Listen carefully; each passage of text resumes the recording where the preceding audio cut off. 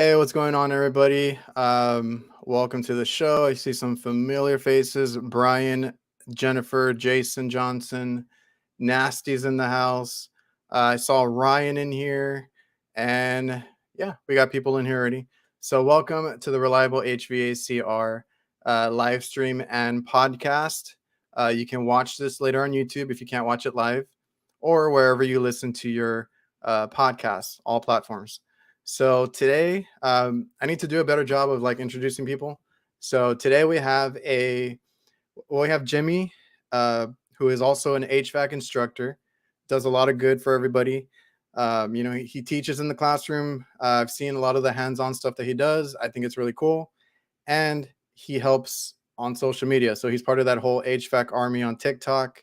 They do a lot of good for up and coming techs, giveaways, tech support, all that kind of stuff. And I'm sure he has a whole lot of other stuff going on. I think he's with HVACX now too, helping them out.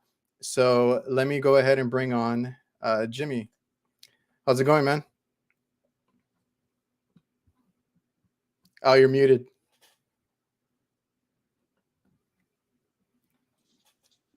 Let me come back. All right. If you guys have any questions, let me put the banners up real quick.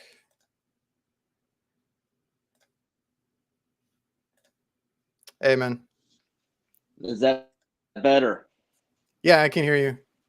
How you doing? All right. I'm doing good. I don't know why it lost the phone lost connection, so I had to reboot the thing.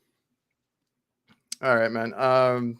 Yeah, how's it going with you? How's the weather where you're at? So, well, for things for me, the weather's going great. The company I work for is going crazy because I've been out of work since June 21st when I snapped the tendon in my left bicep, my left arm. So I won't be working until probably November. Ouch. Yeah, I go for surgery Friday actually. So 30 okay. days from the time. Yeah, so 30 days from the time I injured myself to the time I get my arm fixed. I see. And I kind of wanted to ask you about that before we started the show. So how's it doing? Are you in pain with that, or how does that work? During the day, it's not a problem. It's just mostly at night when I try to sleep, you can't get comfortable because your arm's in a position where the muscle's not there and it doesn't feel right. And I toss and turn every night. I got you, man. That sucks. On the subject of that, like I'm dealing with a minor injury, right? I'm an advocate for like safety, getting help when you need it. If you're on the roof, doing a major project, we do a lot of compressor change outs. Those things can get heavy. Coil change outs, make sure you have guys, make sure you have the proper equipment and stuff, because we've all been there trying to lift way too much weight on our own. God forbid you fall off a ladder or anything like that. That's happened too. But yeah, Been there. like this. Yeah, it happens, man. And I'm dealing with a stupid injury. I like pulled my back a little bit, so I've been kind of like, it's been tweaked all week or last week. But it was because I was kind of getting frustrated because I work with my brother and my dad and my uncle. So like sometimes you get a little frustrated and stuff. And we were trying to haul up a compressor. It wasn't a heavy one, and I went and tried to show him, how I told him, I was like, it's not that heavy. Let me show you. And I pulled it up a few times, started like flinging it around. And then like later that day, I'm like, oh man, I must have pulled something and my back hurts now. Yeah, it doesn't take much. I mean, literally, I was setting a ladder up, which we've all done thousands of times throughout the years. And I was kicking the feet out to dig it in the dirt. When the wind came, it just blew the ladder over to the left. And when it did that, when I was lifting up to turn the feet, my hand went in between the rungs. So my hand was trapped between the rungs. So it literally just pulled to the left and twisted. When it did that, I felt the snap in my elbow and felt it go. I felt the muscle go up, and then when it landed, I was down leaning with it, and I was able to get my arm out of it as it went down after it pulled and snapped it. I mean, it's not fun, but you know, I've done worse damages to myself in this industry than that. Yeah, at least you're in pretty good spirits, and you know you're not like, I know you can't sleep well, but at least it's the pain is not there all day. But yeah, the trade, you Yeah. know, the HVAC trade, you know, you deal with high voltage, you deal with high rooftops, you deal with a lot of like dangerous things. You know, you have to be cautious on how you work. Uh, I Oh try to yeah. get like all the equipment that I need. I recently got like one of these little it's called a lockjaw ladder grip. So I'm able to lock Hmm. my ladder to the roofs and stuff. Cause like here it gets really windy too. We're by the coast and everything. So like that wind will come in real strong, you know, before you get a chance to, you know, set your ladder in the way you want it. Yeah, it's crazy. So I've got the comments up, and there's someone who says 4-1. I'm gonna hit my vape at some point in the show. While Jason says 4-1 hits the vape through his alligator Crocs. Well, I don't wear Crocs. I'll never wear Crocs, so don't have to worry about that. And I will not be hitting my vape during the show because I know how loud it is for y'all. So I have it off to the side. So after the show, I can hit it. Yeah, man. The questions in the chat, you know, they get pretty wild in here. It's the usual So people. We got one of Jennifer, the guys in the Brian. yeah, yeah, I see them. One of the guys in here, Michael Pacelli, he is Mhm. actually one of my students who's coming up to this semester. He was in second year of my program, and he's actually coming up into my class this semester. We're going to have 30 guys in my third year class this semester. Oh, nice. A lot of what I saw, like from what you post, is kind of similar to the stuff that I went through with my school. You Hmm. know, that open area with all the stuff that you can work on, you know, the brazing, the equipment. I got to work on a lot of walk-in boxes, split systems, and then like any equipment that they had, you know, vacuums, recoveries, all that good stuff. And it was awesome for me. I had a good experience with school. And it looks like, you know, you all do something similar there, where it's a lot of hands-on. So I taught. Let me give a history on how I taught. So I went through the same program I'm teaching. I finished up in 2002. My third year teacher, Warren Roper, who still teaches to this day down in Raleigh, Durham Tech, he got me involved in teaching. So I came back and taught his second year for him. Uh, Okay. when we were there, I was building up the lab. We had air handlers, outdoor units. I had a train heat pump with the sides disabled, pulled off of it. The only thing left was the four corner post, and I'd freeze that thing up over the weekend for the guys to show them that a heat pump can still produce heat if it's frozen up. We had a Mhm. walk-in cooler. I taught for 5 years. I left because of just stress on the relationship between teaching and coaching soccer and working. I was spread so thin. I had one day for my wife and her kids. So I just basically gave up teaching at that point there because I enjoyed soccer more. Even though teaching gave me money, I've really enjoyed soccer because he was my stepson was playing soccer with me. Uh, Mhm. 10 years ago, I got called back up and said, "Hey, we need you to come back and teach." And I've been teaching. This fall will be my 10th year back teaching. I thoroughly enjoy it. I've got a good group of people that teach with me. I've got a good boss who lets me run wild and do what I need to do. The day school teacher, we use the same shop as the high school students, so we share a locality. But we've got a 20 SEER XI train in there that my class put ductwork on. We've got a 14 SEER carrier heat pump. I've got a ream we're going to hopefully try to install this year. I've got a carrier boiler that's converted to propane. We're going to try to install this year. I've got two carrier gas ACs. I've got one York dual fuel 90 plus. I've got a Hallmark belt driven oil boiler, a forget what brand it is, low boy oil boiler. I've got a electrical trainer from iManifold, a heat pump trainer from iManifold. I've got a gas trainer from iManifold. We've got two Lennox AC air handlers and outdoor units. Uh, we've got a ton of stuff. I've got gas furnaces that the guys have to pull the heat exchangers out and strip them down to bare or anything and act like they're putting them back in. We make them pull the blower motors as well. We have them pull vacuums, do charging, superheat, subcool. Turn my Man, phone sideways.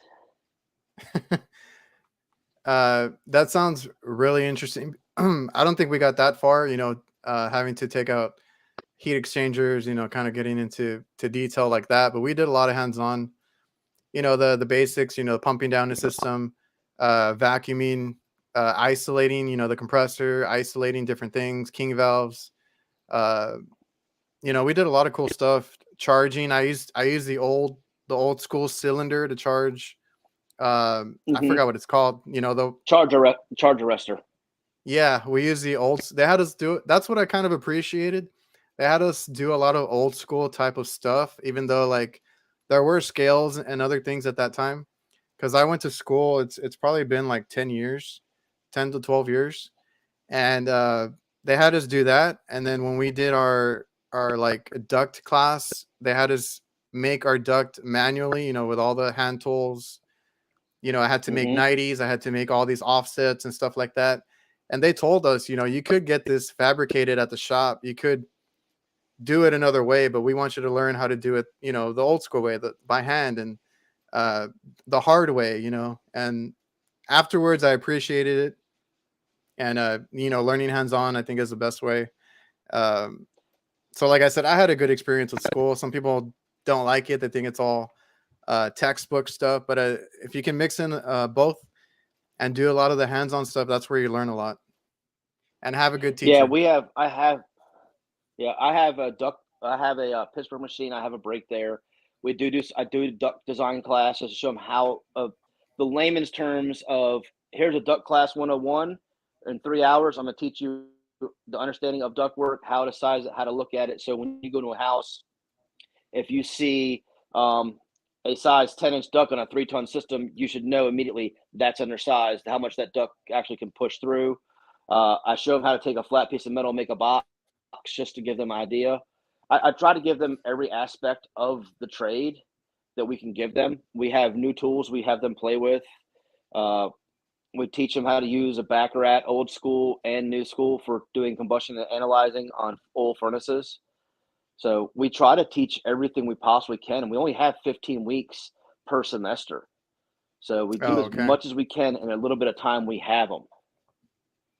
Yeah, and that's important because, stuff like that, like, I don't know, a lot of guys nowadays, or in general, they just want to hook up gauges and check it as quickly as possible. But if you can teach these people or whoever's going to school to look out for certain things, look for the little details, get used to, like you said, if it's undersized, the duct's wrong, a lot of little things. Like a lot of the calls that I get, it's not going to be that it's low on charge. It's not going to be that, you know, the TXV is bad or whatever it is. It's usually there's something wrong with the airflow. There's something wrong with something super simple.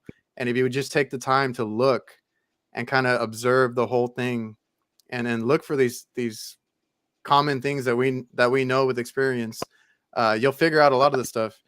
And like my teachers taught me the same way. They always told me, 90% of the calls are going to be electrical. Check your power, check voltage here and there. The last thing you want to do is hook up your gauges. So, people are quick to just throw on the gauges, check the charge, and be done with it. Add a pound or something, when the problem is actually, something totally different. Oh yeah, and that's the thing. Like a lot of the guys nowadays, they're scared of I wouldn't say scared. They're intimidated by the electronic TXVs because it's a stepper motor, and you're like, well, how do I diagnose it? Well, it's real simple. I know with Train, they have a setup there where you can forcefully open and close and watch your pressures. And if your pressures don't close, you have a bad stepper motor on your TXV, and you can literally, get a stepper motor, put it on there, see if it opens and closes it. If it doesn't, then you replace the TXV. It's not hard to diagnose the TXV still if you know what you're looking at. But with all these new inverter boards out there, you have to basically be almost a computer engineer to work on these things. And I know with Train, if you have to condemn a inverter board and it's under warranty, you have to talk to factory tech support. EEV, haha, Jen. So, but it's like I will say this: York's inverter systems are the worst because it gives you that nice little box right there that has little 2 gauges and a happy face that says, "Hey, everything is good and happy." But their high pressure switches are the worst. They go constantly. I've had to replace 5 high pressure switches on those systems within less than a year, and you have to disassemble half that unit to get to it because it's brazed in on the very bottom of the unit in the far back, and the unit's 5 foot tall. And I'm not a small guy. I'm not leaning over that unit no more. I got to take half of it apart to get to it. So it's just one of those things where if you don't know the voltage going through, you have to call tech support. And everyone knows we all hate talking to tech support to get the proper numbers that they want for the stuff. Yeah, man, I hate tech support too. I'm not gonna lie. I've had to deal with callbacks that come back the hours later the next day, and I'm like, I already figured it out by then. Yeah. But it's the same across the board. If whether you go to school or not, it's very important to get your basics down, basic refrigeration cycle, and then it's just as far as like controls or safeties that are put in between those, and you're golden. Like I live in an area that has a lot of old school equipment, a lot of old equipment, so everything's mechanical around here. I barely started seeing the EEVs. We have now the Intelligen Heatcraft in our walk-in boxes. I'm not seeing a whole lot of new stuff yet on the AC side, the rooftop units, but I know it's coming. I've seen a couple here and there. I'm barely starting to see R290 stuff like that, but it can be intimidating. But if you just think about it, they all have a compressor. They all have they all got to reject heat. They all got to do the same thing. It's just some might have different safeties. Some might have different kinds of boards, controllers, and stuff like that. The other day, I just worked on a what do you call it? A variable speed compressor. Never seen one before, and I couldn't tell what was wrong with it because it tells me on the display, because it's a train, that there's a drive fault. Right? It's telling me that there's something wrong with the drive. I went the old school route, started eliminating things. I eliminated the drive from the circuit. My compressor started popping my breakers, and I'm like, okay, I eliminated everything else, and the compressor can't run. It would like vibrate real aggressively and then shut off. So it wasn't shorted to ground or anything like that, but it was locking up. We put in a new one. The variable speed, the drive was fine. It worked fine. It ran, and we got it up and going, but just you got to look at it like at its core, the basics, because at that point I could have just opened that thing and been like, whoa, what the hell? Like, what's all these electrical computer type stuff? I've never seen it before. And I could have gotten scared and been like, no, I'm not going to do it. But it's all the same stuff. That's what I always tell people. Yeah, well, right now Ryan owes me $100. I got pants on too. Yeah, because I mean the inverter board stuff, it's there. It's there. So it's fun stuff like Carrier. I will say this: Carrier package units have that nice blower wheel now. I wouldn't say a motor, but a blower wheel, fan blades basically. And with them there, you have to take a static pressure reading, take a DC volt reading, go to the circuit board, and set the switch to whatever your CFMs you need it to be at. You set the switch for your DC volt reading, and then you turn the dial to your CFM, your static pressure, to set your CFMs. If you don't do that, the unit's not going to run right, and you'll burn that motor up. Oh yeah, and just like that too. The first time I saw like a DC controlled motor or a DC motor on a train, I was like, what the hell is this? Just took the time to read the manual, and you'll kind of figure it out, or look up literature and stuff like that. So that's as long as, at least for me, it wasn't stuff that I saw in school, but like the thing that I got from school was to read up on the equipment, right? Look at those manuals, look up literature. I mean, it wasn't as available as it is now, when I was going through that, but there's no excuse now. You have the internet, you have Google, you have people like Blue On, and a lot of these manufacturers have their literature online where you can download them basically to your phone, have it in your pocket, and just read through the manual. That has saved me so much. And I always try to call tech support, or I always try to call somebody, like going through this. I've worked alone a lot. I've learned a lot on my own. I made a lot of mistakes on my own and stuff like that. I didn't really have too many people, or I didn't have a journeyman or a senior tech, because I was trying to run this business with my dad, and he doesn't do HVAC. He does hot side work. So I never had too much help, but if I just sat down and looked up this stuff and read after work, it all makes sense if you just, take the time to read.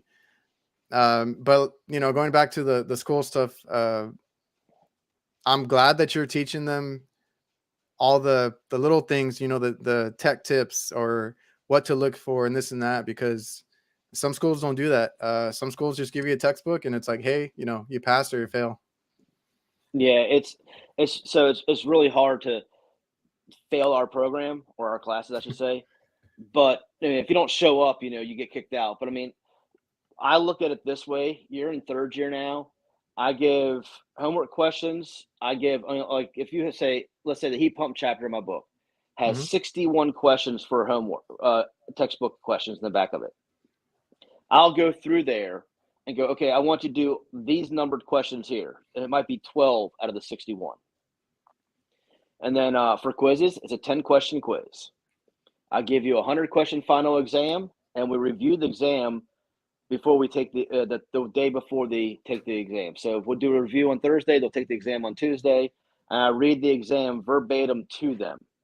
So it's not like, hey, you're not going to pass this. No, you're going to pass. I'm going to give you every opportunity. But it's also, I have 15 questions of worded answers they have to remember.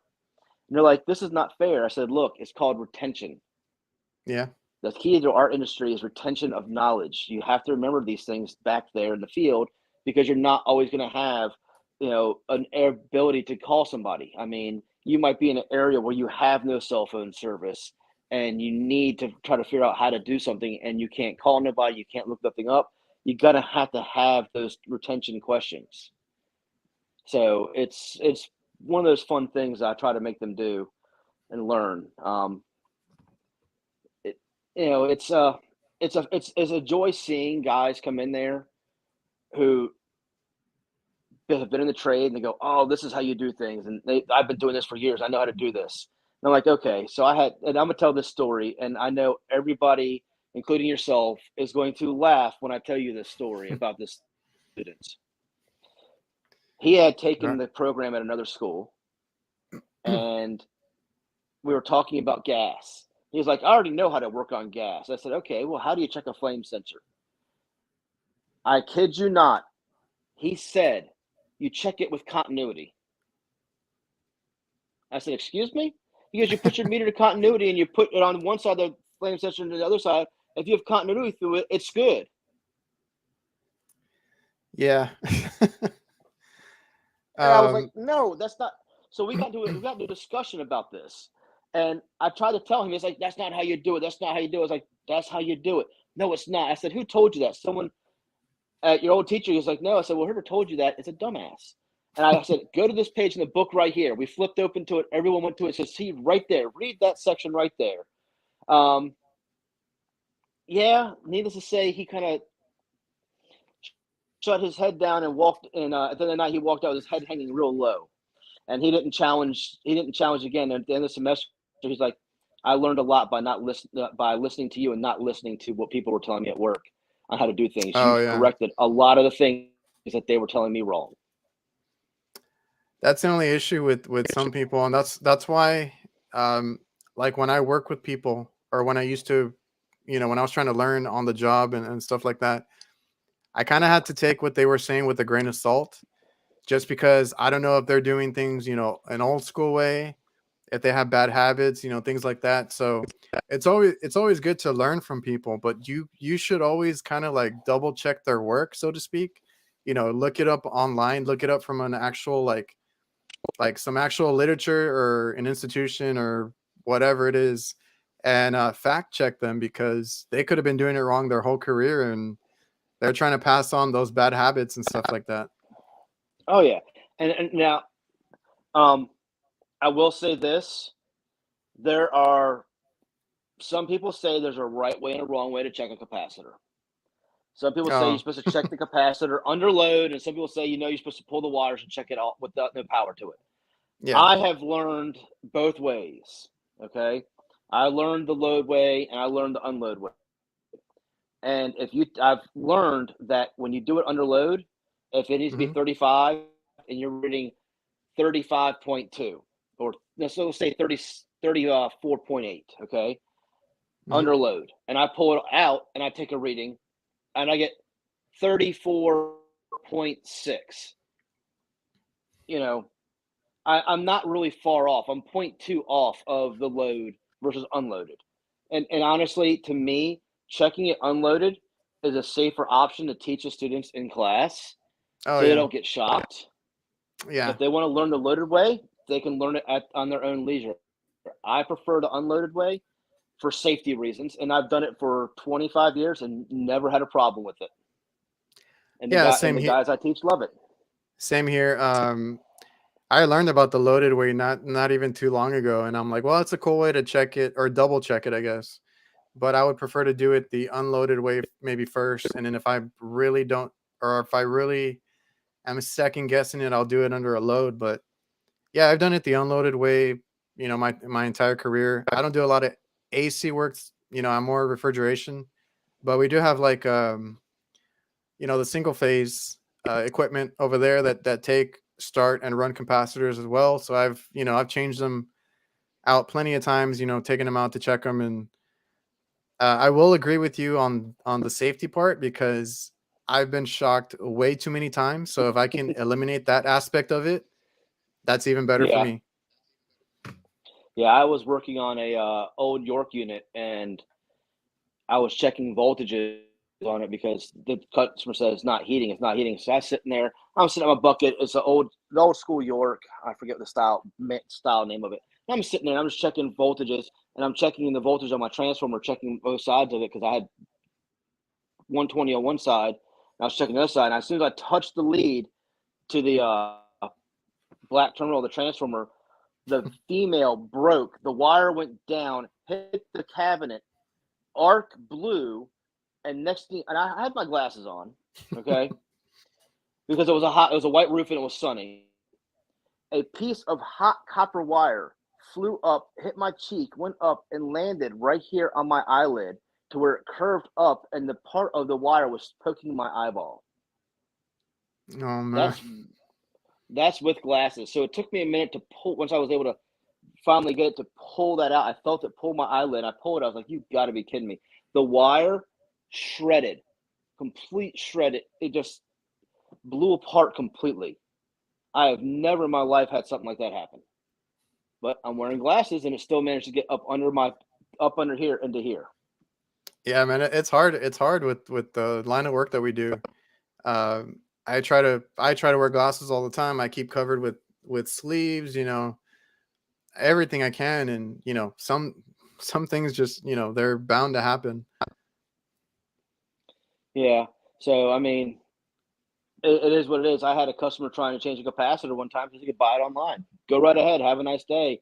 Calls up the next day. Hey, can y'all come change that capacitor out? Oh, I get there. What happened? Well, I went to go grab the capacitor, and I got it threw me all the way across the ground and stuff. I said, "Did you turn the power off?" He goes, "Yeah." I said, "Did you discharge it?" What's that? And I'm saying that Mm, because of Sam's comment right there about talking about discharging the yeah. capacitor. I always pull the wires off with my clines, and I'll take my clines and scrape it across the top of the capacitor and hit the cabinet with it and go about my business. I'll even do it like a few extra times just to be safe because I'm like, man, Oh yeah. I've had like some weird shocks like throughout, my HVAC career. Like you think the power is out or you think you discharge it, something happens still. You never know. I mean, I've probably been hit with the highest voltage around out of everyone in this chat right now, and I'm still here to talk about it because it was honestly a complete lack of knowledge on my end. I was still new into service, and I was working for a company that did oil, and I knew about the little push button reset, everything else, yada yada yada. Well, I get to one. and it wouldn't fire up. Flip the transformer back, start to undo the screws and pull everything out. Well, all of a sudden it did that. My arm was on the probes of the transformer. My hand was holding the electrodes, and the primary re-engaged. So for 30 seconds, I had 10,000 volts going from here to here and sparking out the end of the nozzle assembly. Damn. It was the newer Honeywell that just came out that would automatically retry 3 times before it kicked out. So I had to sit there and wait for it to finish up. Reached over with my left arm, turned the power off, and I sat there for 10 minutes with my hand doing this. I can imagine, man. I only work on like 208 3-phase systems, so I have one customer that has a 480 roof, and that was the first time I had seen that. So I'm very like, I've gotten shocked by contactors.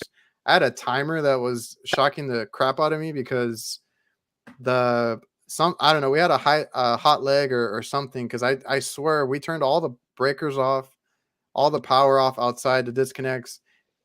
I went in there like, oh, it's whatever. I didn't double check. Now I double check all my voltage. If I turn off power, I'm double checking again for power, because that time I took it for granted, and I went in there and I shocked the crap out of my hand. Yeah, we have lockout tagouts on all our trucks because we do commercial work as well. So we'll go down to panels and turn stuff off, and I'll lock it out so it can't be turned back on until we're done working on it, just because I've had that problem before. Yeah, it's never fun when someone comes behind you and goes, "Oh, why is this off?" and your hands are touching something. Yeah, man. We do a lot of like small restaurant, like fast food chains. They know better, but every now and then there is that one guy that tries to flip the breaker back on, like without asking any questions. Yeah.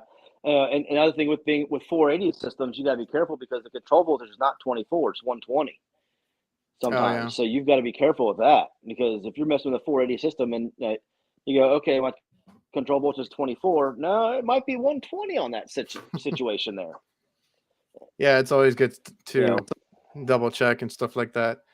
So how are the classes going? Do you get a lot of these kids that come in, willing to take all it in, or do you ever have any issues with any of the kids? Because I went through school and I kind of know a little bit. So we're not generally a general trade school, so I can't say we are HVAC trade school here in Chesterfield.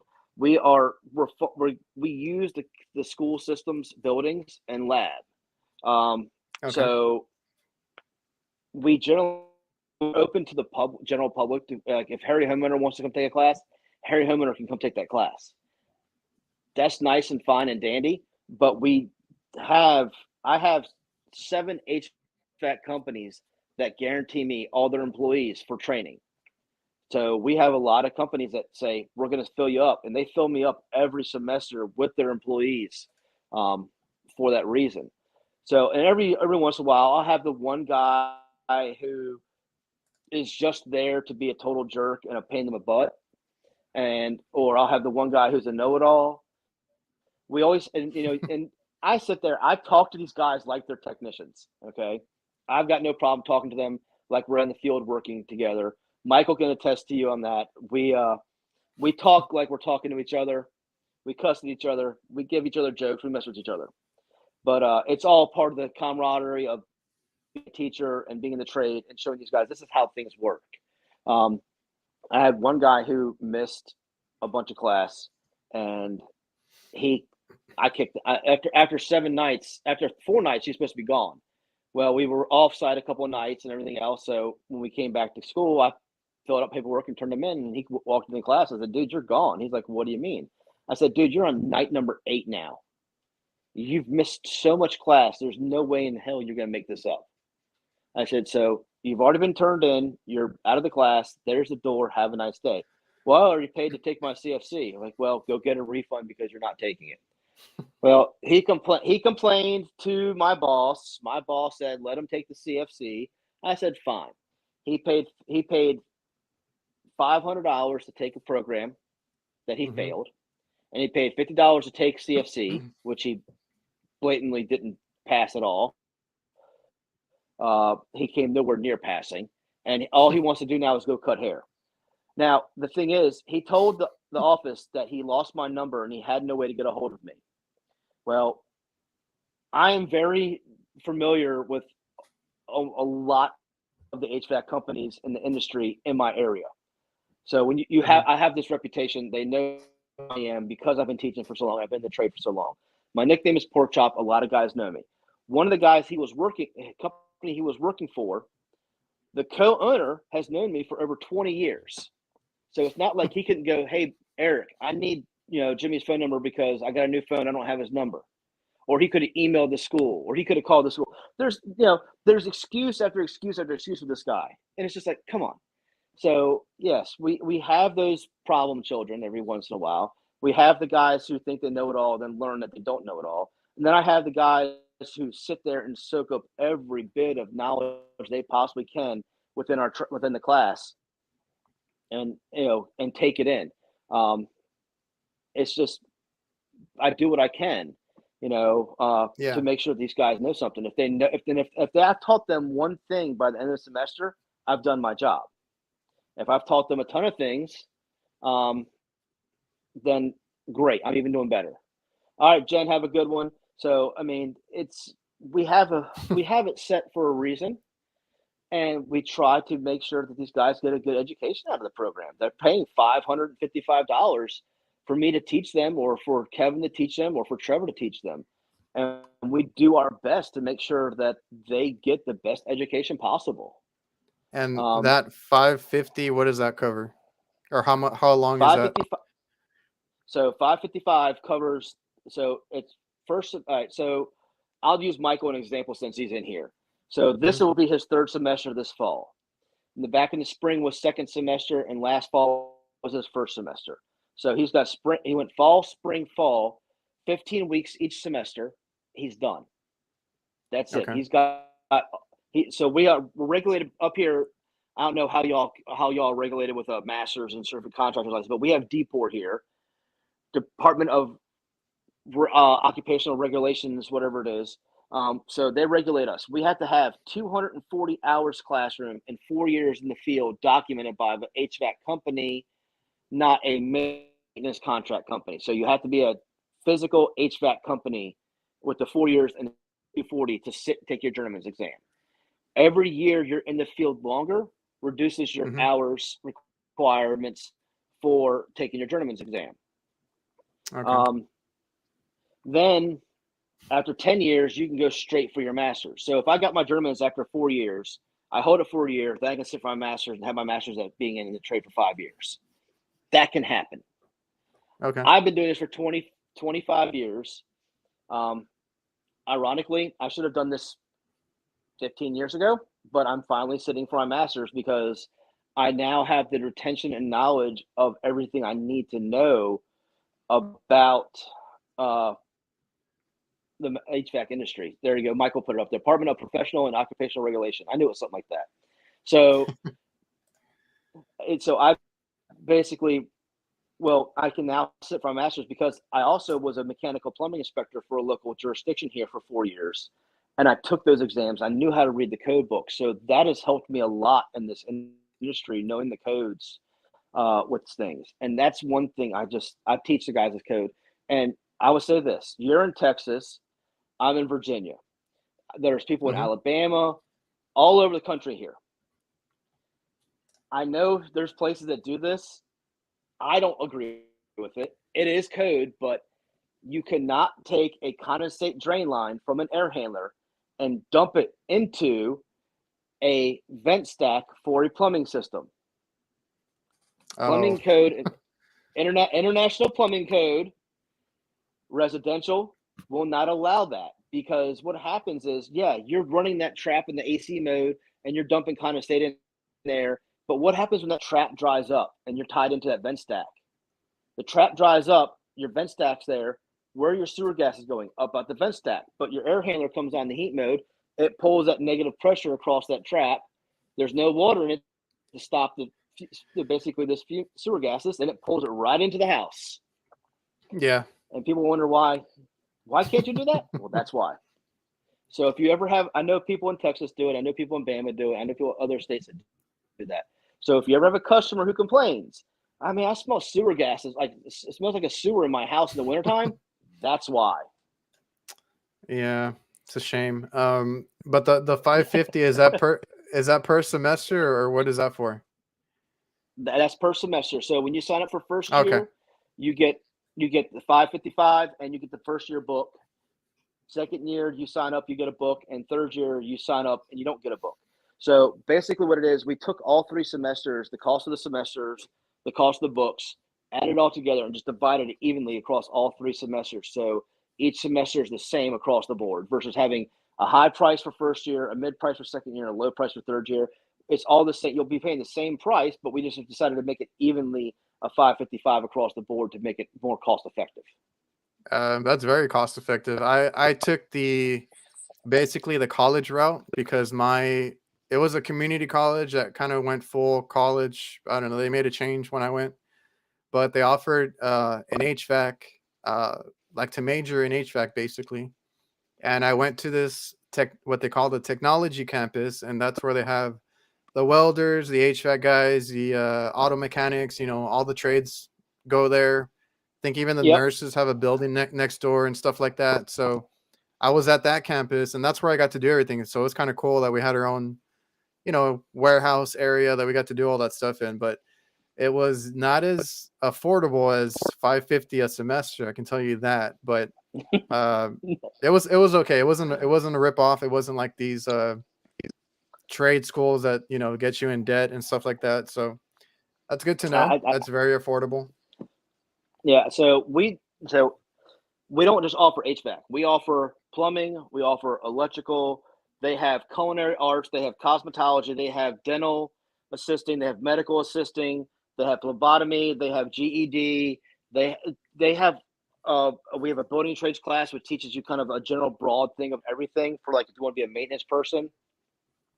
So we do more than just HVAC at night. So we have all these programs that work together. Excuse me. So yeah, it's one of those things. Like one of my guys, Trevor, he went through another school, which cost him $18,000 to take that program with them. And he's now teaching for me first year, and we work together. He saw my program and how it works. He goes, "You teach more in your first and second year than I learned at the other place for $18,000. He goes, "I wish I knew about this back then." And that's one of those things. Like people, there's several of them out there. I'm not going to say their names, but there's good HVAC schools and there's bad. And I tell people, look at your local school system first. See if they have a day school program. See if the day school offers a night adult education program or the next county over. See if someone offers it first, because that money you're spending for that county program goes back into the county, goes back into the program, versus going to these big colleges, these big schools and spending $18,000, and you're not getting that good of a degree or education in it. No, they're just trying to take your money, honestly. Yeah, and and I feel bad for guys. I feel bad for guys that go to that stuff. Also, I do other things for my students as well. So end of the year, I do a pizza party. I pay for that out of pocket because they're paying my salary basically. So our programs are self-sufficient on the number of students. If I don't have 10 students, I can't run the program. If I have 20 students, I get a budget for buying stuff for school, and I can run the program, and it pays me. So I'll be for thanking them for coming. I buy the pizza party at the end of the year, and then we also go to Carrier Supply House, the local one to me. We do a tool night there every semester. The guys go in there; they can buy all the tools they want at 10% above cost. So it's really great. With the thing I have with Carrier, I've been doing that with Carrier for 10 years with them, and it's been awesome. They supply food for us. The guys come in there, and one semester we spent $11,000 in tools in their supply house for stuff. and that was the Oh, that's biggest one night we awesome. had. And they're taking with the here's the cool thing. Carrier loves the program and how much I have it set up. They're actually taking it to all the CEs that are in our area up the East Coast and stuff and other parts of the state, and getting with their local tech schools and doing the same thing to bring the guys into their supply house to buy the tools at that discounted price. You can't beat it. Hmm. Yeah. And this okay, so you said you share this building, but whose school is this in particular? Like the one that you teach at, or the one that you teach for? So it's Chesterfield County Public Schools. We teach out of the Courthouse Road Tech Center. So we have a Courthouse Road Tech Center and a Whole Street Tech Center. So the courthouse is the original tech center. So it basically, like, during the day, like if a kid wants to take automotive, he can go there and take automotive, auto body, culinary arts, Cosmo, dental, computers. What else do they have there? Vet assistant, medical assistant, HVAC, plumbing, electrical. Actually, we just lost the plumbing this year, so that's a sad sign. Coding, medical coding. You think of something like a skill, like a nursing. You think of stuff that Hmm. is blue collar, basically. I call it trades Yeah. or medical assisting, something like that. Dental assisting, they have that there.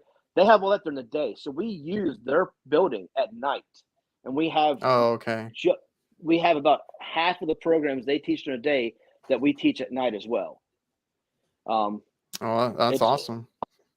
So we try to keep up with things. I mean, they have a huge GED program. They got an ESL program, and it's just so big that we are more than spaced out than just one building. They use five of the school locations throughout the county for all these programs. Nice.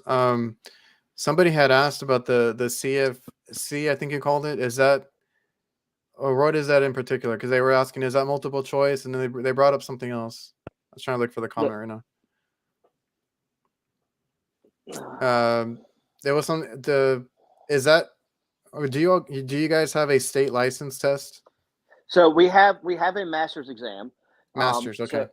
So yeah, so right now I could take my journeyman's and have my journeyman's for a year, or I could take my master's and have that for 5 years, and then whatever, renew it every 5 years. So in order to open a company up here in Virginia, you have to have an HVAC master's, Mm-hmm. and then you have to have a business license. So before, if I just say, all right, well, I'm going for a master's, I want to open Jimmy's Heating and Air Conditioning here in Midlothian. I hope I have the clientele, but I don't. But I'd have to have an HVAC master's. I have to pass that exam. Then I have to apply for a business license, get all that, the business license, workers' comp, insurance, create an Yeah. LLC to do all this stuff. And I've been a co-owner of a company helping somebody out as a silent partner, and I Mm-hmm. don't want that headache ever again. So no, but no, and in order for me to say, okay, I have my master's in HVAC, that basically says, okay, he has his master's, he's worth some money. I could basically say, okay, I want this much money to work here or wherever I want. If I want to go somewhere else and work there, I'd say I have my master's. A lot of people are going for the NATE certifications. Oh I'm not yeah. a big NATE. I'm not a big NATE person. I taught a NATE program at the school. We taught it for about a year and a half, and it just was not.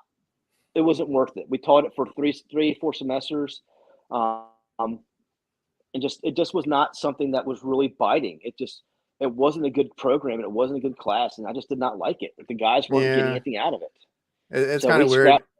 I got we my scrapped like it.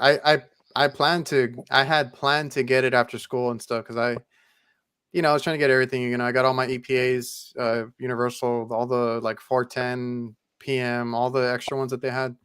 Yeah, And then I was trying to get my license. I got my state license too, but I was going for that NATE as well. But then I just kind of lost interest. I didn't see the point in it. It's just one of those extra, like, I guess, badges that you can have, but it's yeah, not really necessary. So I kind of scrapped it. yeah. Nate was not a thing, and I can tell you now. One of the guys who created the NATE exams was here in Richmond, Virginia, and I know him personally, and we talked about it. He said, Jimmy, it's just something we're trying to create and build up to be like the automotive industry where they have their ASE mechanics. you could be a NATE technician and basically go anywhere in the world, anywhere in the country, and have that certification because it's a national certification. Like, Yeah, yeah, I get that's not it. really gonna work too well, Jack. But but Jack's a really cool guy. He's a smart man. So everything HVACR says, Jimmy seems like a smart dude. Where can I find him? So you can find me in several places. Facebook is Jimmy Hesbach. HVAC Army on Facebook. I'm in there all the time. TikTok and YouTube is HVAC_teacher. And of course, Instagram is HVAC_teacher 23114. It wouldn't let me just do the teacher without any extra numbers, which I was not happy about. So I put my zip code in there. Yeah, I basically found you on TikTok, and you're part of that whole HVAC Army group. Do you want to go over that a little bit? Because you guys do a lot of good for like the young techs and people that need either tech We can. support and giveaways. You guys help a lot over there on the TikTok side. Yeah. So Jared started the HVAC Army, and then he did a giveaway of a oscillating tool. And then he got Troy involved, and then he got Michael, which we call Wojo, Lizak. Oh yeah. They got involved. Sam, she's an oil tech. So Michael, Wojo, he's commercial equipment and refrigeration. Troy, of course, everyone knows Troy, 10-man, ductwork. Yes. He's now working with Jared, actually. Yeah, I just talked to him. Yeah. Yeah, so they're working together. Sam is up in Western Mass, working there. We got then they brought me in there. I'm in Virginia. We got Johnny Cold, who's on the West Coast, Trevor on the West Coast. They both are out there working. We got Valerie. She was in the industry for years, and then she actually left the industry. Is now a teacher at a program down by her. So Oh, that's right. down Yeah. there. Then we got Aiden, who's in Alabama. Then we've got Kanan, who's in Alabama as well. We've got Adam in Tennessee. And then we got Val and Jen, of course, and Adriana up there. Adriana's in Mass as well, and of course Val and Jen. So when the second giveaway Jared did was a Vito bag with tools, and I said, "Hey man, I'd like to contribute to this."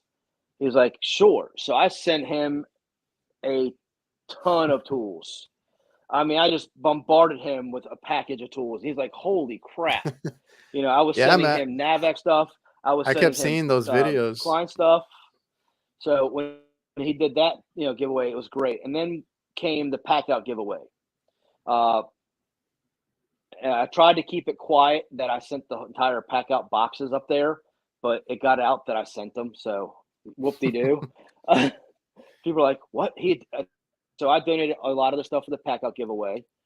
We ran it for a year. The guys had videos to make, and they had to follow certain rules. And basically, here's the way we want you to videos. Here's how you submit them. And the more you submit, the more the merrier. And as soon as we announced it, Adam was the very first one who made videos. And we just all right, y'all, the last month, like, come on, bring them up. And they started producing more and more videos. So everyone, we got together. I put all the videos in a file, tagged everyone in the file that was privately on my personal page only. Everyone went through all 68, 70 videos that we had, and we picked the winners. And that's how we did that. So, but yeah, we've got another giveaway coming. I'm not sure if you heard of Mueller Streamline. Yeah. Well, I've heard of them because of Jarrett. Yeah. So Jarrett got with Brian Mueller, and Brian, they're giving the HVAC Army a M18 tool with all the ACR fittings to go with it. They're going to give the fitting, the tool with the press jaws and fittings. We're going to do a giveaway for it. Mueller is going to physically direct ship it to whoever wins and come out there and train them on how to use it. Gotcha. Yeah, I've seen So him do that whole press thing. I got into it recently too. And those are not cheap, so that's a good giveaway. no, it's not cheap. I bought a Milwaukee M18 press tool, and it cost me $4,000. Yeah, it's a big investment, but it's really cool to use. Yeah, we use it. We use it for the plumbing side of it, of what we do. We do boilers and stuff, so I'll use it for boilers. Um, but yeah, so there's that. Then of course everyone's heard of Navac right now, how Yeah. up and coming they are with everything they're doing. I mean, they're blowing people out of the water with some of their tools. I just It's started buying you all know, their power tools. which ones I do you think I have? think yeah, I think you've commented or something, but I have the flaring tool. I've already used it a few times to flare in. Yes. I don't do mini splits, but I every now and then when I got to change out a dryer, like Hmm. let's say I'm doing something in the evaporators, a simple, repair. I got to take out the charge for whatever reason, and I need to put in a dryer. Why do I have to take all my torches and all that up there to change out a dryer when I can take my flaring tool, put in a flare dryer, and be done with it, right? So that's what I got that Yeah. for. And then How do you like it? oh, it's awesome. Like it makes a perfect flare every time. Uh, I had actually switched to flare dryers right before I got it, so I have the manual block, which like Hmm. it was never an issue for me because like I never like when I started I did use it a lot for certain things, certain connections, but like just after some time we didn't really do any flares or anything like that, and I don't do mini split work. But like I said, now that I do the dryers and every now and then you run into these flare connections, it's nice to not have to like sit there and crank out, flare each flare manually. Hmm. And Yeah. that thing does it perfect every time. It's like You, foolproof you at this can't point. you can't beat it. I mean, I went from an old Yellow Jacket block to the um, Hilmar block, and then I thought the Hilmar block was great when it came out. And then when I first saw Navac, um, I was at the thing, and Lewis was the rep at the tool night. He showed it to me, and he had the kit that was the mini split kit. And I was like, you know what? We do a lot of mini splits, and we Yeah. sat there and I looked at it. I said, I want that mini split kit. So I bought it then, and I used it on jobs. I let my guys use it. One of the guys fell in love with it. He went out and bought just the flare kit. Um, so Hmm. yeah, so I knew about the power swedge, but was I delayed coming out I just got that when one. I Yeah. first got it. So I bought the regular swedge, the hand swedge one, the hand press one, The hydraulic and I one. bought the hydraulic one. I bought that and the expander pack with it. I even have the little orange handled small one you can put in your tool bag that you can turn this manually hand swedge like this. Yeah. I use that when I'm doing coil work or something like that, because I have to cut the ends of the coils and you cut it off, you ream it, and then you got to kind of open it back up a little bit. So I bought the hand swedge, and then I bought the power swedge. I gave the hand swedge to my installer.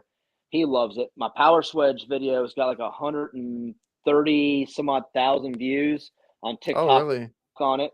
Yeah, it's like one of the top ones. I have it pinned.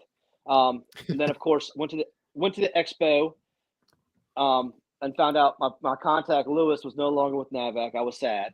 I found out on my drive down, but he told Andrew and them about me, and I got to talking with Andrew at the expo a while ago. Andrew shot me an email, said, "Hey, we want you to start doing promoting the stuff, this, that, and the other. Uh, Oh, okay. what what tool do you have? What tools do you have?" I told him what I had. He's like, "All right, I'll send you the tubing benders with the reverse kit." So he sent me their tubing benders. Uh, I love them. I got a couple of videos of me using them up.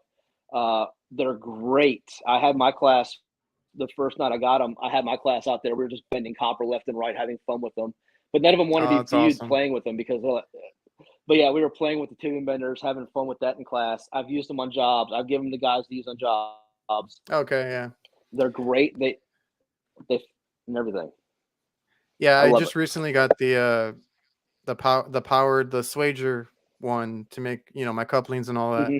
Because I've never been a guy to buy couplings. I always make them on my own. So I used to have that block, the flaring block with the swage block. Had the I would swedge. always crank Mm-hmm. them out, and then I upgraded to like the spin bits to from the the ones you put in your drill.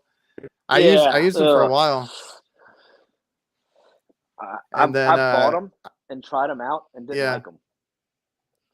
Well, they got the job done when I needed them. They weren't the they'll get easiest the job to done. use. Yeah. And then I got the hydraulic one. I love that one. Mm-hmm. And then I just recently bought the battery powered one because they had that promotion, so I can get my free gauges with them. Oh yeah, and see, I got a set of the analog gauges just because I've always gone digital. I've been digital with Field Piece forever. When Field Piece came out, I was one of the first. I bought the first Field Piece set of gauges in Richmond when they first came out. But with NAVAC, I was like, you know what? I need to have a set of second gauges because sometimes I need a second set. So I bought the analog or 3-port gauges just to have them for backup. Yeah. And they're sitting in the container in my truck. But I love the ball valve versus the hand dials. Yeah, they're nice. I do like that. So that was going to be a lot of guys I work with bought them.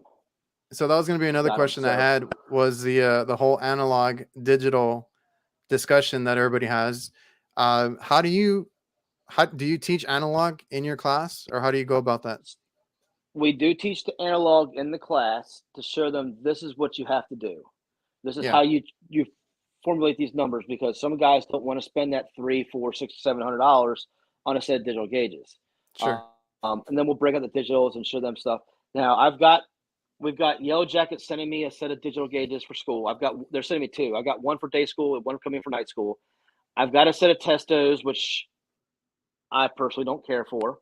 And I've got I was gonna say I had the Testos and I turned around and sold them and got the Field Piece. So the reason I don't like the Testos is because of the connection for the temperature probe. It's like a speaker connection. Field Piece and Yellow Jacket and Hilmar all have the K couple tile.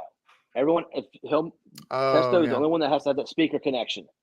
So you have to, if something goes bad, you have to buy theirs. You can't just buy anyone. Plus, it's just personal preference for me on that.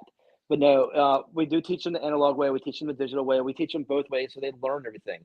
Now, you'll take this. You'll love this.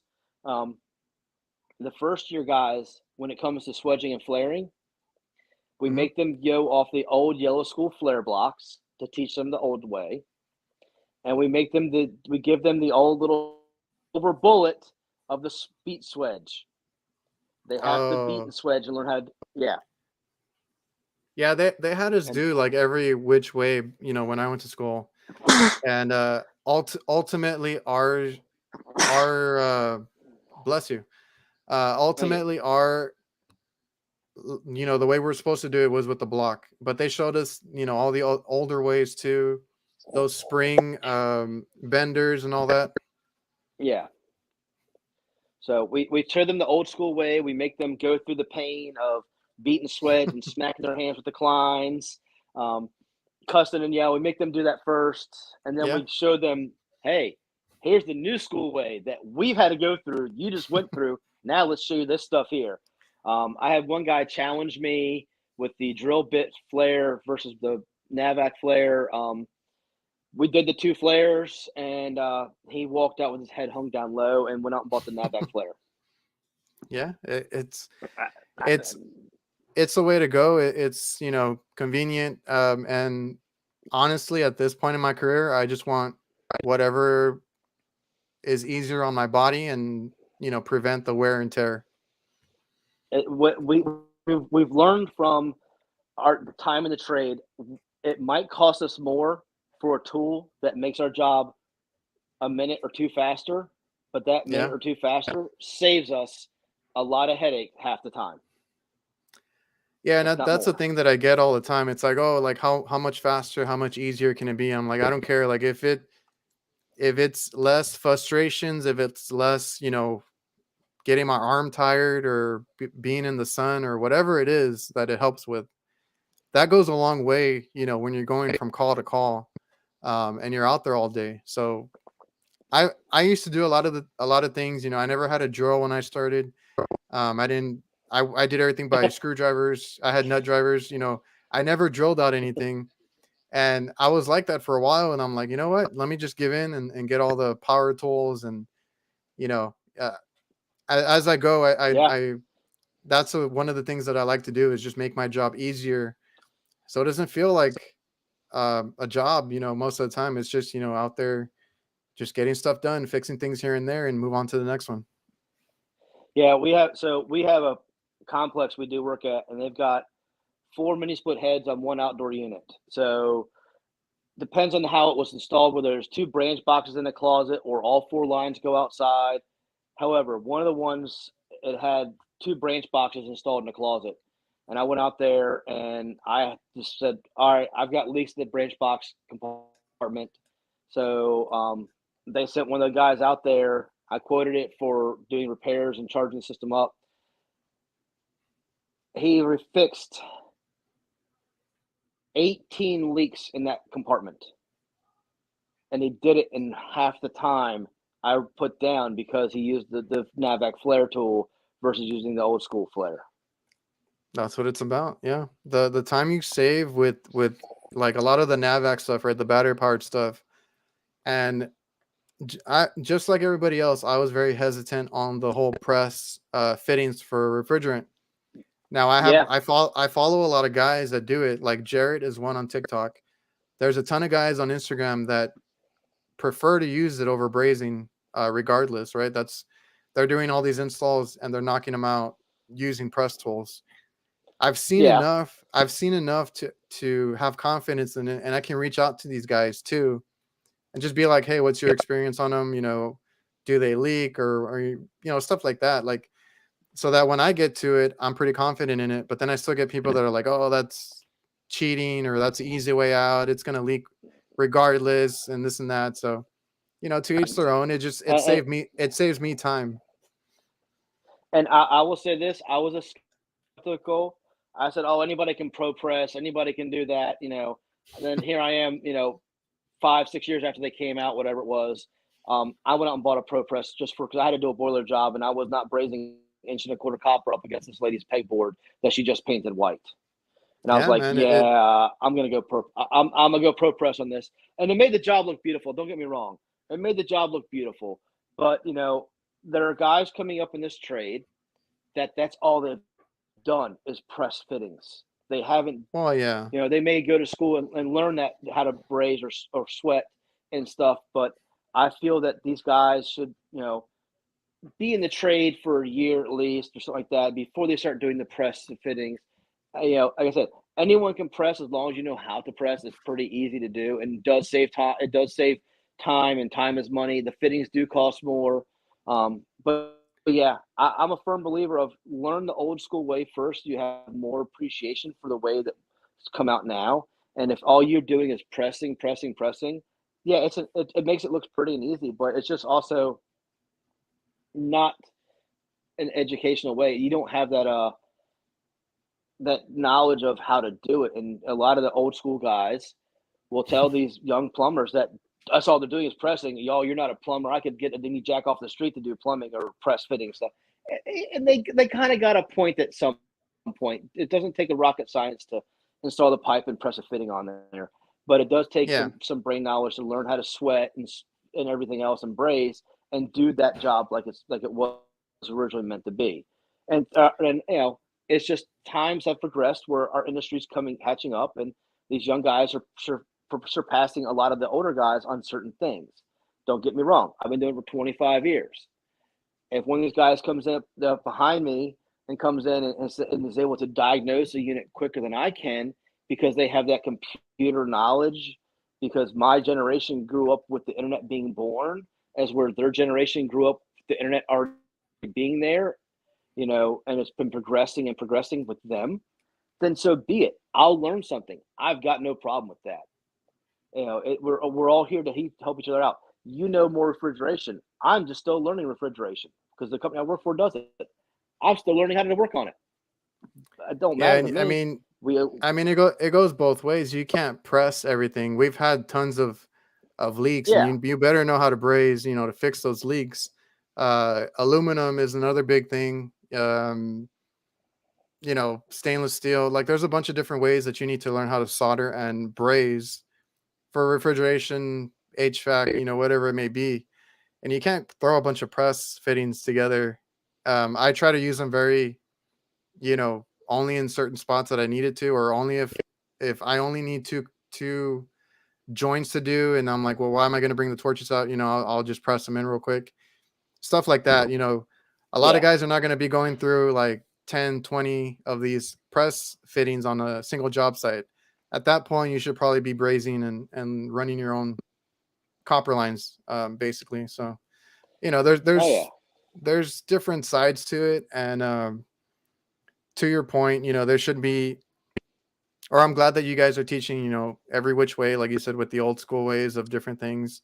That's the way I was taught. They're like, let's make you suffer, and then you can learn, or we'll show you the easy way, and then you can, have that at your disposal, once you graduate and all that. So I do like that way. Yeah, we try to keep them honest and humble at times. And it's the same thing with the digital, right? Because you don't want them to be reliant on digital or probes or whatever it may be, because you forget to push that button, right? Because it's happened to me. Forget to put switch over your refrigerant or something, and then you're like, oh, it's right there. It's whatever this is. It's what it says. You need to know or get familiar with the different saturation temperatures. Know what those are. Also, when I get called for tech support, with one of my guys or anybody or even my dad, because he doesn't really do this, and he's like, oh, let me just check real quick, make sure it's working, or maybe it's low on charge, or whatever. I don't want to know the pressure number, right? I want to know the saturation number or the temperature of the evaporator or the condenser, whatever it may be. That's what I try and tell everybody. Look at the temperature. Don't look at the PSI number. That's another thing too. Yeah. If you tell me your saturation, and tell me what your line temp is, I can tell you where you're at and how you're doing and everything else. Yeah. I mean, sometimes I can tell them, they go, oh, I'm running this pressure. I say, okay, so that means your saturation is this temperature. You should be running this temperature line. They're like, how do you know this stuff? I'm like, dude, I've been doing it for 25 years. I got that beer can cold in my brain here. I just grab hold of that line. Yeah. We're cold, and they're like, huh? It gets easier. I mean, like because I was like, when I started, obviously I had to get experience, but the guy that I ran with was a residential guy. That's not what I was going to be doing. I'm doing commercial refrigeration. So I was, working and going to school and then trying to get my license, with this experience. I was running all over the place. And a lot of times I was doing, once I got into the field with my dad, I was doing refrigeration on my own. The test, even my contractor's exam, that's all bookworm stuff for the most part. So it's just codes and like technical stuff. I got that pretty easy once I had my experience, because my school counted for a lot of it. And then I just needed a couple years out in the field and, bam, I got it. But once I actually started doing the work, experience is very different from what you learn in school. Especially the more that your school is just textbooks, very different. So a lot of the stuff I learned on the fly, and I went through a lot with that. So the good thing is, like you said, the retention part, I had a lot of the stuff clicked once I got in the field. So make sure that you're retaining what you can. So some of my teachers would drill into us the whole saturation thing, right? Don't look at the number, look at the temperature. There's a lot of stuff that they drilled into my head over and over, and it clicked once I got into the field, and I could do this, and I could figure out all this stuff on my own. Because, man, those first few years, like, I was really, really struggling, trying to figure out all this different equipment. It's very different from school. Oh yeah. So down to Expo. This is funny. I was in school that week as well. I was going to miss one night of class, so I was going to do a virtual that day. We got late on the bus getting back to the hotel, so I was doing class on the bus, and of course the guys from the Army were there with me, and they're popping their head in saying hi to everybody. But we're back there, and we're talking about gas furnaces. We're all in my room and stuff. We're talking, and I said, one of the things about the gas furnace is a misconception people don't understand. They go, "What do you mean?" I said, "Okay, so you're converting a gas furnace from natural to propane. What do you change out? Oh, you change the orifice." I said, "No, you don't." "Yeah, you do. You change the orifice." I said, "No, you're not changing the orifice. You're changing the spud, which contains the orifice." And they're like, "Spud? What's a spud?" So I opened the book up, show them the book. They were like, "I never knew it was called that. That's always called it the orifice." I said, "Yeah, we in the field we call the spud the orifice because it's got the orifice in it, but textbook wise, it's the spud." And it was funny to watch the guys just sit there and go, "Wow." I've had those moments too where I go back and look at something in my book or my notes, and I'm like, oh, that's something that like I knew it, but I didn't know it too technical or something like that. And yeah, like that's another thing when I talk to some guys, which I try not to talk to some of the older guys around here anymore, because bad habits are hard to break. Um, they look at me funny, right? When I'm trying to talk like the stuff that are learned in school or whatever, this and that, the way I like to do things.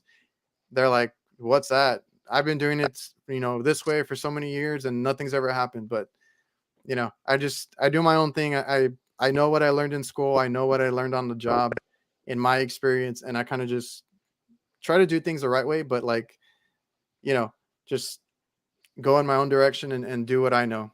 Um, Yeah, even and that's the Michael, thing. even Michael here was like, to even know what superheat and subcooling is. That's another thing. Nobody ever checked that when I went into the field with guys. That's not something they checked, uh, or even knew the difference of checking it at the evaporator versus checking it at the compressor, stuff like that. Yeah, and that's the thing. Um, we all have different ways of doing things. I tell people, when they're in my class and stuff, there's a right way, there's a wrong way, and there's my way.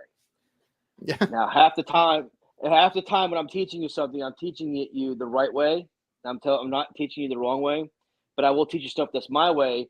That it is my way. There's some things that's my way, that's the right way, but it does kind of go a little easier to do it than the right way does it. I've the little tricks is something I've learned over the years. Say you can do it like this, but if you do this one little thing, it makes your life a little bit easier when you're doing that. And people are like, oh, okay, and every year you always have the one guy who challenges the teacher for the know-it-all, who says, "Oh, I can do that." All right, let's go challenge the teacher. And we pull the challenge out, and 90% of the time they fail. I think I have only had one person stump me because it was something that I did not know. It was more refrigeration than HVAC related. I was like, "Well, you got me because it's something I don't know." But other than that, if it's yeah, HVAC related, for, residential, like commercial stuff, they don't generally stump me very well. And it's fun to watch them backpedal, but I mean, I enjoy teaching them. I enjoy doing this. I was going to stop after I got 10 years, but like I said, we got some new guys teaching. They're enjoying it. There's been a new, basically, life given to me for wanting to stay teaching.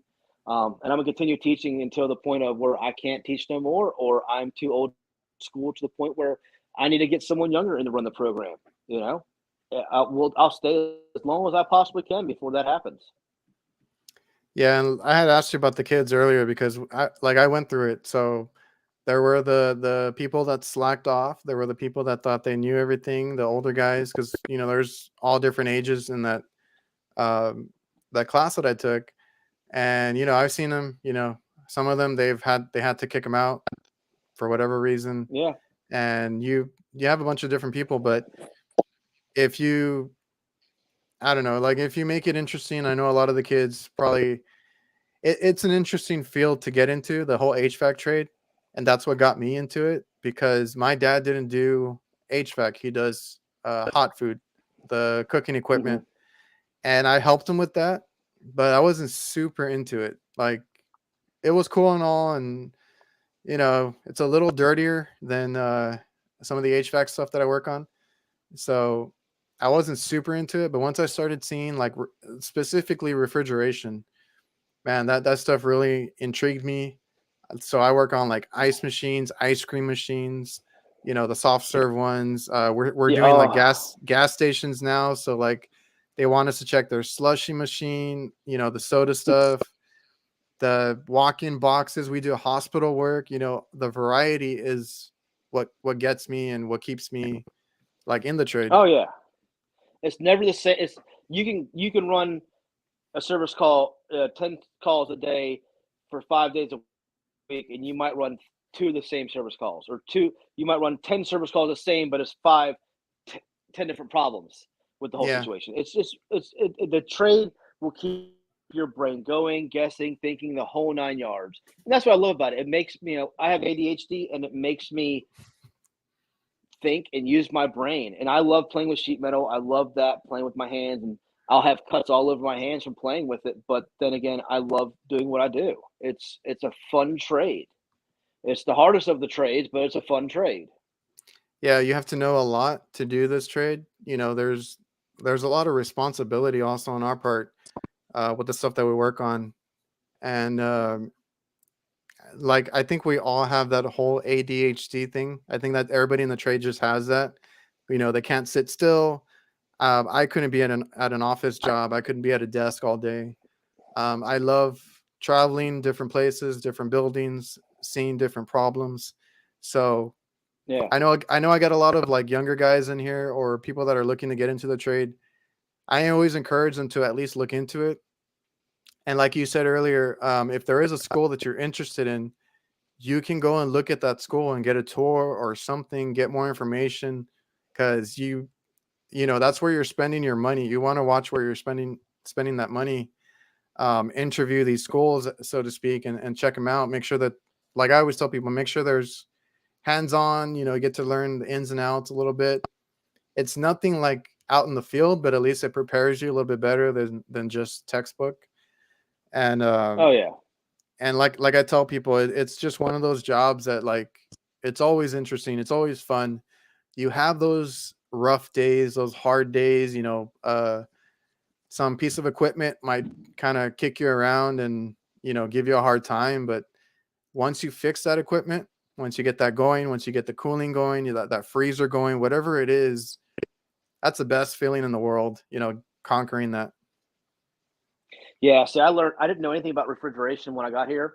So one of the things Yeah. they taught me was they took me out. One of our company does, we sell and lease ice machines, and we have a property that's got 18 ice machines on it. So they sent me out there with one of the guys and taught me how to clean ice machines. And every time there's ice machine cleaning coming up, they sent me out there to learn it. And I can clean an ice machine like no tomorrow. I mean, my dispatch is like, well, I don't have to worry about the ice machines not being clean because I know how anal you are and how particular you are, so you'll get it no problem. So, because she knows how particular I am with things, especially when it comes to residential maintenance. She loves it when I run residential maintenance calls. But you kind of need to be, especially with ice machines, and then like the whole AC side of things. Like those things get moldy. They get all Oh sorts of yeah, nasty. and so I go clean ice machines, and then we got a couple of restaurants that set me on one for a service call for a walk-in beer cooler, and I'm like, I was like, Doug, I don't know what the hell I'm doing with this thing. He's like, just add this much refrigerant. It's just like it's just like a HVAC system. I'm like, Doug, I'm looking for 60 psi minimum on an HVAC system. That's not going to work on this. He's like, no, you're looking more or less for this psi. I'm like, okay, that's what I need to know. I need to know refrigeration runs lower pressures than your regular 22 residential AC unit. I don't know these things. So he's like, it's got a receiver, it's got this, you can put this much into it extra, put this much gas in it, and you should be good to go. Wait till it gets down, starts to drop temperature, and you should be get out of there.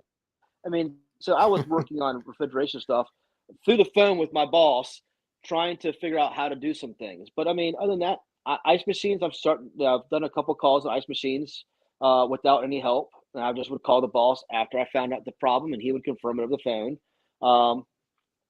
Refrigeration, I haven't done a lot of those calls. I'll do maintenance on them. I'll go blow coils out and clean the stuff up. But other than that, I haven't had a lot of refrigeration calls because they have guys who are more skilled on it than me and get through it a lot quicker. And they'll send me on the residential or commercial calls. But hey, when we're slow, I'm still learning. 25 years in the trade, we still learn to this day.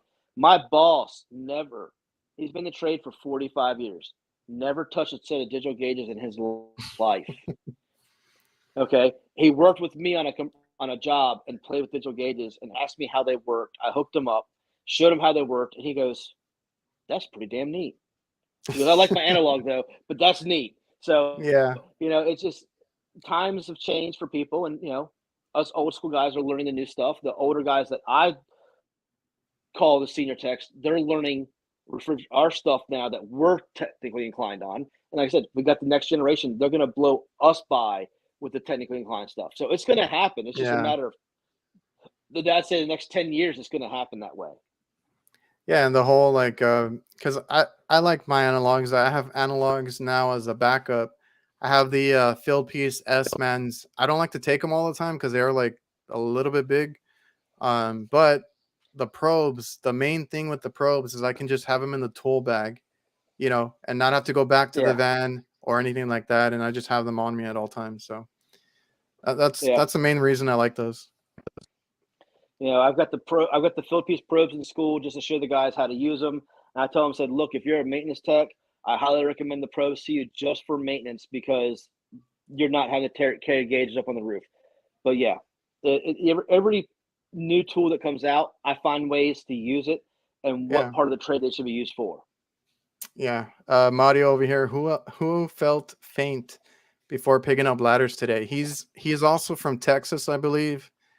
Man, we get like we had gotten out of our heat wave and then it came back. Like we got another heat advisory. It's like 110 plus right now. Well, Mario, I wish I was there helping you, honestly, but I'm gonna lift this up. Let's see if I can lift this up a little bit. I'm gonna show you what I did, and you're gonna love this.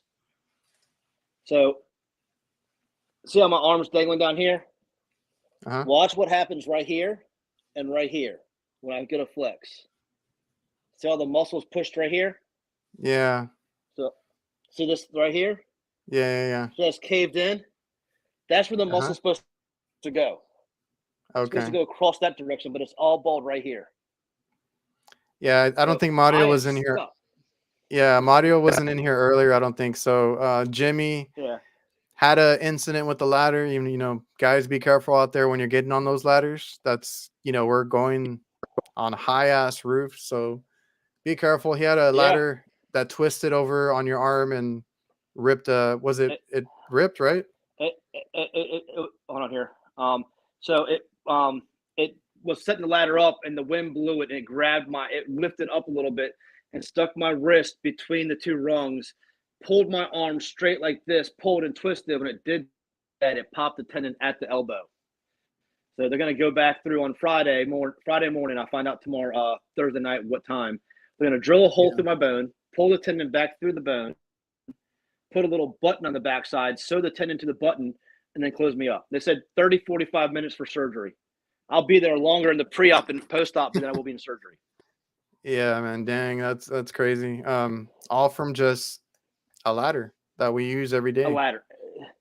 It's and I will tell you guys this. I'm a firm believer of taking care of your knees and your body and everything else. Yes, I'm 45. I'm 300 plus pounds, but I'm very active.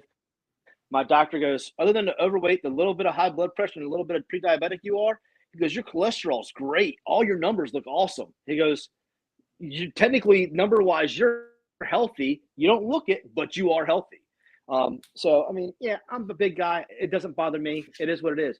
But I will tell you this. Get your knee pads, protect your knees, because that is a big thing.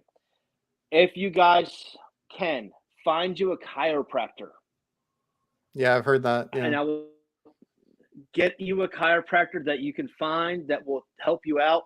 Make your own appointment once a month, once every 5 weeks, 6 weeks, whatever. Get to a chiropractor. Trust me, your back and body will love it. You don't realize some things when you're walking and everything. I know because I feel it all the time. These are my hips, left hip, right hip. My left hip is up and back. So it looks like that. Yeah. It's not squared up.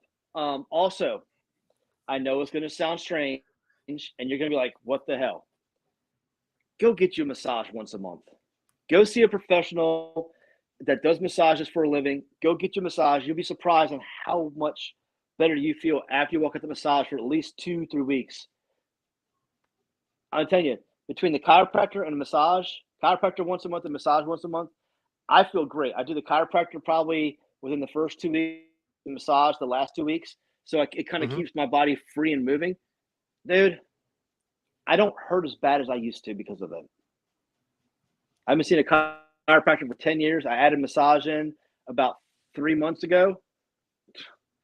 I tell you what, my legs don't hurt as bad. My shoulders don't hurt as bad. My back don't hurt as bad. Do it. I know it sounds bad. Yeah. It sounds weird, but get you a chiropractor massage therapist. Yeah. I've heard that from other guys too. Even Ben, HVAC Tactical, has talked about the chiropractor and the Yeah. importance of that and your body, right?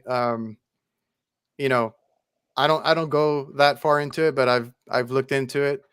But I just try to take care of my body too, right? You got to be, you got to Yeah. take care of yourself, like you said, knee pads or whatever you can. I try to make everything easier as far as like the torches, whatever I have, like make it easy. I use carts a lot too, try not to carry everything.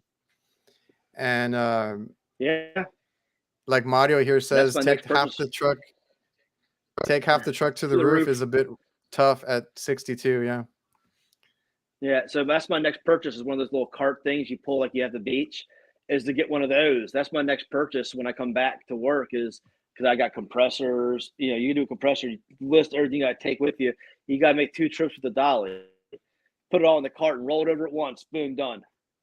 Yeah, I got a couple different carts, for one for compressors. It's like a flatbed type of cart. And then I have another one that's like 2 shelves. That way I can take, my recovery, vacuum pump, everything I'm going to do when I'm brazing in one trip. I'm not going back to Yeah. the van for anything. I'm not lifting anything. It's just like, I feel like every year, that stuff just gets heavier and heavier, and I don't want to lift it anymore. I want to roll it out and do the job and get out. Oh yeah, it's we get older every year and we get wiser on how to make our job a lot easier every year. That's it. That I was gonna say, we get older and we get wiser. That's perfect. Yep. All right, man. I don't want to keep you too long. Any last words? Where they can find you. I know you went over it, but in case you want to go over that again before we dip out. Yeah. So you can find me always on TikTok at HVAC_teacher. I have a YouTube channel the same name, but that just posts some. I usually take my lives from my TikTok and post it on my YouTube when I do a live. I just basically download it and post it there. Oh, okay. Instagram, it's HVAC_teacher 23114. You can find me in HVAC Army, which is the best place to get me because I'm always making sure things are taken care of on the Facebook page. You'll see me pop up in there. You'll know it's me because I'll have the little gray blob with a pig in the middle of it. If you see that icon, that is me. I'm the only one with that icon, the only one with the little pig who's proud of their pig icon. Yeah, man. I love those drawings that they did for you guys. Yeah, Troy's an amazing artist with all that stuff. All right, man. Well, I appreciate you coming on. I love everything that you're doing with the whole classroom stuff, teaching these kids, the next generation, all that stuff. And then on the social media, being available, being helpful. HVAC Army has been great for the TikTok people, the Facebook people, wherever they find them at. And, keep doing that. And like I said, I appreciate you for coming on the show. Yeah. And, anyone can always reach out to any of us on the Army, me, especially right now, because I'm not working.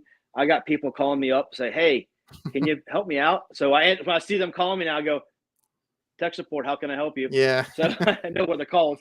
So yeah, but we'll mentor anybody and help them out and get them to do things and everything. I know I'll forget whose podcast it was, but someone asked about they're living here and they're looking for a job. I said, hey, hit me on HVAC Army on the Facebook page. Let's talk. I talked to him. I was able to help that guy find someone from the Army in his area to help him try to get a job out of school in the trade. Man, that's awesome. So yeah, follow HVACteacher, HVAC Army on TikTok. And all right, appreciate you for coming on, and I'll see you all. I appreciate you having me, man. Thank you. No problem. Maybe we'll do it again soon. Not a problem. You know where to find me. Yeah. All right. See you, man. I'm going to cue the outro. All right.